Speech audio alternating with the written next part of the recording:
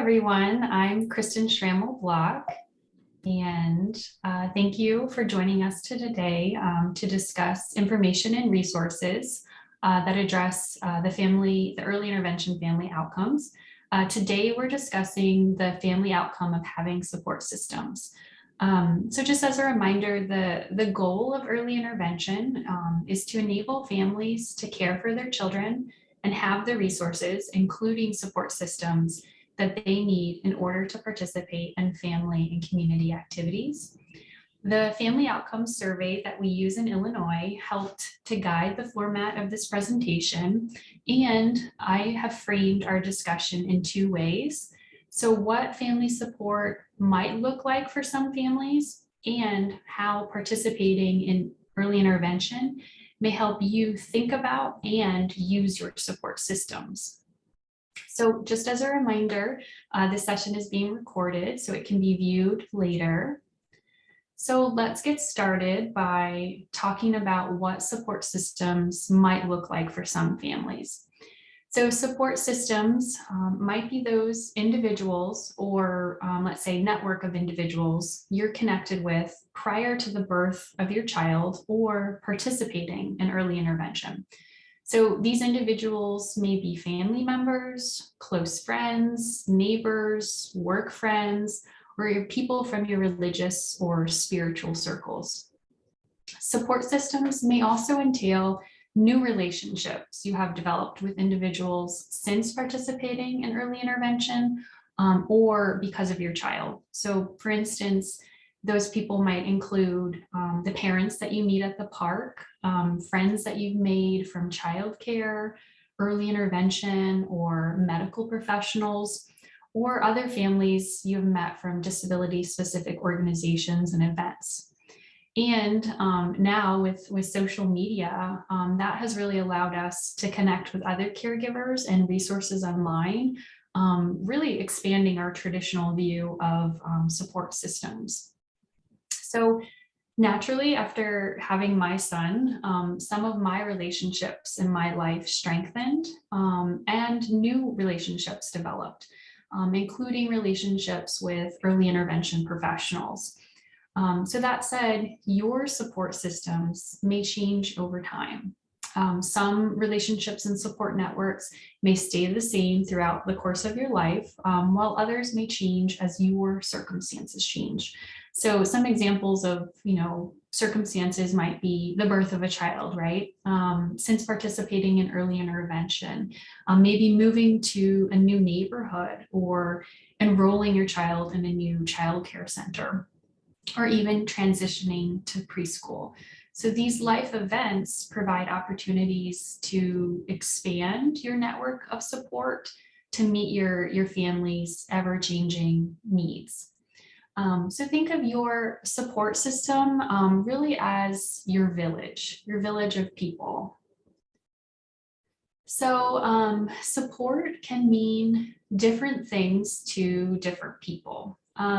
Support might come in the form of information, such as an online resource like a website, or perhaps a little webinar like today. It could be talking with another parent about their sleep routines.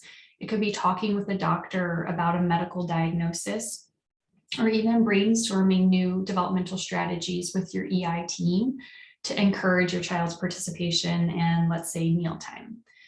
So those are just some examples of informational support.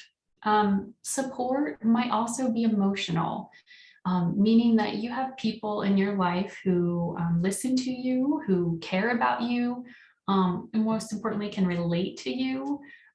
Someone who can offer you a hug, a meal, words of encouragement, a good laugh, which I know often is just what I need, or whatever it is that you might need on a tough day. Another form of support may be what's considered practical support. So in other words, what helps you with the day-to-day functioning of your family? Perhaps that's a family member providing childcare, or financial help, or a friend cooking you a healthy meal, or a neighbor who's able to give you a ride to a medical appointment. So these are all some examples of what practical support might look like. So your network of support, like I said, might change over time as your circumstances change. And they may provide you with one or multiple types of support, such as informational, emotional, or practical support. Again, all depending on your individual, circumstances at that moment in time. Okay, so I think it's probably safe to say that we might all agree that having a child is truly life-changing. It's amazing, but it is also hard at times. When I was pregnant, I read a book called Like a Mother. And it's basically, the author is a mother who wrote about her experiences becoming a mother. And there was one excerpt that really stood out to me that I'll share with you now. So let me find it here. So caring for another human on no more than a few hours of sleep at a time is demanding. And even when you think you've mastered a new skill, your baby will quickly evolve her needs so that yesterday's accomplishments feel meaningless today. Day after day, hour after hour, your infant will remind you how little you know about what you're doing. For people who are used to doing things well, this can be more than frustrating. So like I said, that excerpt really stood out to me, and it resonates with me now in a different way now that I have my son. Some days I feel confident and competent. I feel like I know how to read my son's cues and interpret his sensory needs, or how to implement motor strategies that I've been struggling with. Other days, I just feel like I have no idea what I'm doing and I am just getting by. Or some days I feel like my son's needs have just suddenly changed and I'm just trying to keep up, much like what the author had sort of expressed in her excerpt that I just read with you. But regardless of whether it's a good day or it's a day that I feel like I don't know what I'm doing, it's helpful for me personally to have people to talk with when I have something to celebrate or share about my son, or when I have questions or concerns, when I need help because things are stressful or challenging, or sometimes when I just simply need to talk with someone else. So given how demanding parenting can be, it's helpful to have a network of family, of friends, and professionals who really care about you and who you can rely on for informational, emotional, and practical support when needed. So these are the people who lift and hold you up when you need it. So that said, your EI team of professionals may ask you about the formal and informal supports that you use, or perhaps that you would like to be, using. So for example, they may ask you questions like, who is important to your child and family? Who do you call on when you need help? Or who do you call when you have good news to share? Or just simply, who do you see regularly and what do you like to do, together with those people? So like I said, they may also inquire about formal resources and other community programs your family uses or would like to use. Some examples might be, early Head Start or Medicaid, home visiting, or it could be simply story time at your local library. So your EI team, like I said, will explore your support system by asking you questions. I just gave you some examples of questions they may ask you. And while exploring these support systems, they may also create what's called an EcoMap.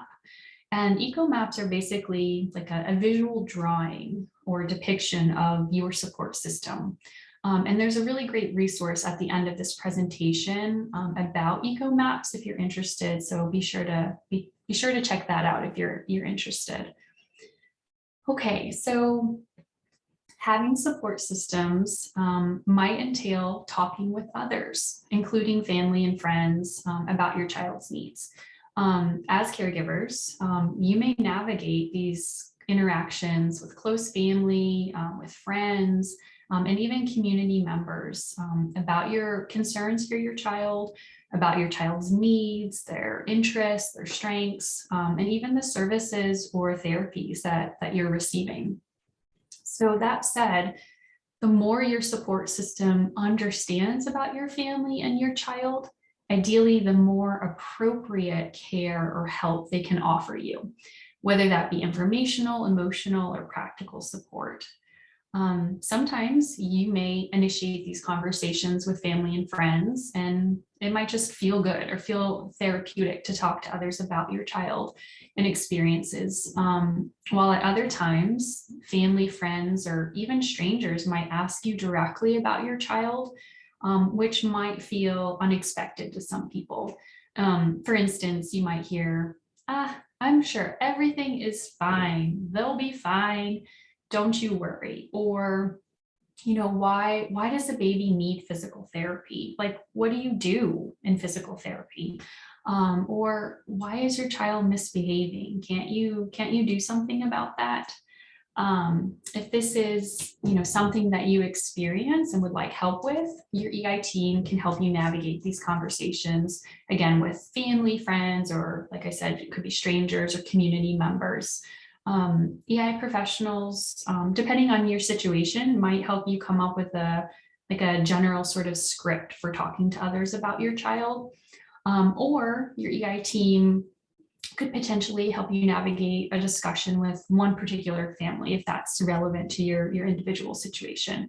So your EI team can really help you think about how to talk with other people about your child, given whatever your situation, your individual situation is. And at the bottom of the slide here, there's a great resource related to some general strategies to consider for how to talk to others about your child. So having support systems might also mean talking with other families. Other families could potentially become part of your network of support. So connecting with other families who have walked a similar path or who have maybe a shared experience can be really powerful. They may be able to provide you with unique insights, advice, hope, or emotional support that others really just cannot provide you with. You may connect with other families informally, like I said, through like social media, or more formal, programs such as parent-to-parent support programs. That said, your EI team may ask if you would like to be put in contact with other families in early intervention or from disability-specific programs or organizations. Additionally, they might share information with you about parent liaisons. So parent liaisons are parents who have participated in EI or special education and now work in the EI system, and their role involves supporting families. So if you'd like more information about parent liaisons, there's a great link to a resource about what parent liaisons do. And again, feel free to talk to your EI team if you feel like this might be something that would be helpful to you. And having support systems might also mean that you are able to take care of your own needs and do things that you enjoy. So self-care has, as we know, proven benefits for physical and emotional health, providing a break from stress and generally improving overall well-being. So self-care can be as simple as taking a few deep breaths. It could be getting help if you're struggling with postpartum depression. It could be going for a walk or calling a friend. When you have the resources, such as a network of support, you might be more easily able to care for yourself. And that would allow you to take care of others when you're able to care for yourself. So often caregivers feel guilty for taking time to address their own needs. And I'm sure that you've heard this before, but self-care is not selfish. Rather, it's a necessity. And so at the bottom of this slide, there's another great resource from the Illinois Early Learning Program about parental guilt, some common causes of it and how to manage those feelings. And that said, early intervention professionals know this. They know the importance of self-care. So that means that they may ask you how you're doing. They might ask you about the things that you enjoy, or what do you do when you need a break? So if you feel like you're struggling with taking care of your own needs, definitely consider talking with your EI team. They can help you strategize and consider resources to address this. So in summary, having support systems will look different for each family. The important piece is that you're able to care for yourself, your child, and your family, and do activities together at home and in the community. So consider who makes up your network of support and what kind of support allows you to do this. And again, be sure to talk with your early intervention team. They are now a part of your network or your village.